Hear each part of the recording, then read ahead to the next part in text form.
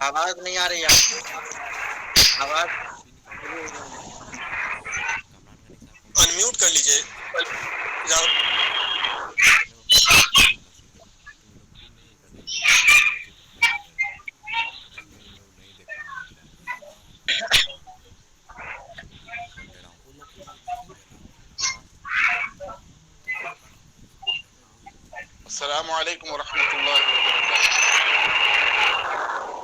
وعلیکم السلام ورحمۃ اللہ۔ وعلیکم السلام، جب الحمد للہ رب العالمین والصلاة والسلام علی سید الانبیاء والمرسلین۔ اسکرین ریکارڈنگ لگا میں دوں ابھی اس کو۔ مختصر طور پہ 2-3 منٹ نہیں بلکہ 1 منٹ میں اپنی بات ختم کر دوں گا۔ میں سب سے پہلے مبارکباد پیش کرتا ہوں جناب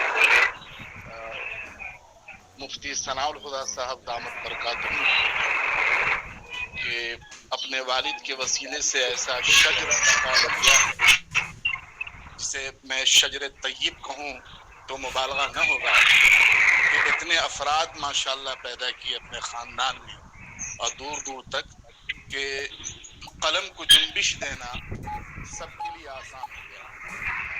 مولانا نذر الہدیٰ صاحب نے جو یہ مجلس قائم کی اور کتاب کا رسمی اجرا کیا، یہ بھی قابل مبارکباد ہے۔